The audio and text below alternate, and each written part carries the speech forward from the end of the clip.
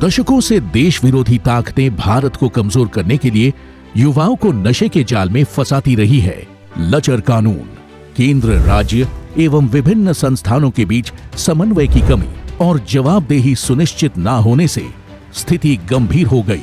Drugs लेकर आप न केवल खुद की जान जोखिम में डाल रहे हैं, बल्कि अपने परिवार व अपने दोस्तों को भी, आपको चाहने वालों को भी दुखी कर रहे हैं, उन्हें परेशानी में डाल रहे हैं। नशे के खिलाफ प्रधानमंत्री नरेंद्र मोदी ने सरकार के परफॉर्मेंस को प्रभावी बनाने के लिए होल ऑफ गवर्नमेंट अप्रोच के तहत अंतर विभागीय समन्वय पर निरंतर जोर दिया है। इस अभियान को आगे ले जाते हुए गृह मंत्री अमित शाह ने भारत को नशा मुक्त करने का प्रण लिया है। नशा मुक्त भारत के लक्ष्य की प्राप्ति के लिए नशे के खिलाफ जनमानस बनाने के साथ सभी राज्य सरकारों के सहयोग व अभियान में जुटी संस्थाओं के आपसी समन्वय पर जोर देते हुए गृह मंत्री अमित शाह के नेतृत्व में कई प्रभावशाली कदम उठाए गए, जैसे एनकॉड की 4 स्तरीय मैकेनिज्म के द्वारा समन्वय। इसके तहत सभी स्तरों पर एनकॉड के सभी स्टेक होल्डर्स की नियमित मीटिंग के निर्देश के अलावा एनकॉड पोर्टल पर एकीकृत ड्रग के डेटा, प्रबंधन, न्यायालय के आदेश, संबंधित नियम व कानून इत्यादि उपलब्ध है। इसके साथ ही सभी राज्यों तथा केंद्र शासित प्रदेशों में dedicated anti narcotics task force का गठन किया गया और इसका पहला राष्ट्रीय सम्मेलन 19 अप्रैल 2023 को नई दिल्ली में हुआ। अवैध ड्रग्स में डार्क नेट व क्रिप्टो करेंसी के बढ़ते उपयोग पर शिकंजा कसते हुए गृह मंत्री अमित शाह के निर्देश पर मैक की सीमा का विस्तार करते हुए सब मैक की शुरुआत की गई है। अब ड्रग्स के मामलों में डार्क नेट, क्रिप्टो करेंसी के इनपुट भी साझा किए जा रहे हैं।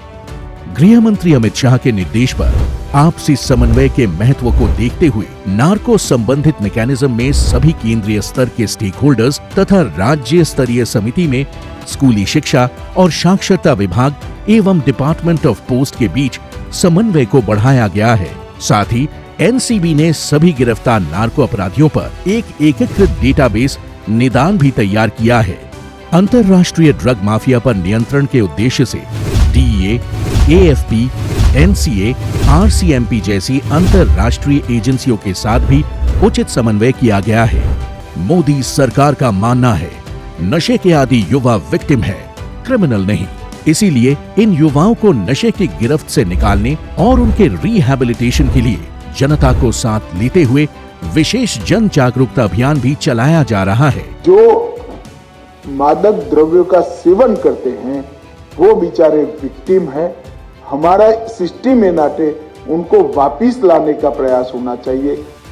इसी क्रम में एनसीबी पूरे भारत में ड्रग सेवन की दृष्टि से 372 सबसे संवेदनशील जिलों में 8000 युवा वॉलंटियर्स के माध्यम से ड्रग्स के खिलाफ जन जागरूकता के लिए विभिन्न कार्यक्रमों का आयोजन भी कर रहा है। अब तक 3 करोड़ से अधिक युवा और 2 करोड़ से अधिक महिलाएं इस अभियान से जुड़ चुके हैं। मोदी सरकार द्वारा ड्रग्स के खिलाफ इस लड़ाई को डिटेक्शन, नेटवर्क के डिस्ट्रक्शन, कल्प्रिट के डिटेंशन और एडिक्ट्स के रिहैबिलिटेशन पर एक समान ध्यान देकर अंजाम तक पहुंचाया जा रहा है। गृह मंत्री अमित शाह के प्रयास, नीति और रणनीति से देश अपने लक्ष्य नशा मुक्त भारत की ओर तेजी से बढ़ रहा है। नशा मुक्त भारत ही आने वाली पीढ़ी और देश के स्वर्णिम भविष्य के लिए सबसे बड़ा उपहार होगा। कि हम एक ऐसे भारत का निर्माण करें जब देश की आजादी की शताब्दी मनाई जाए, तब भारत और भारत के युवा ड्रग फ्री हो जाए।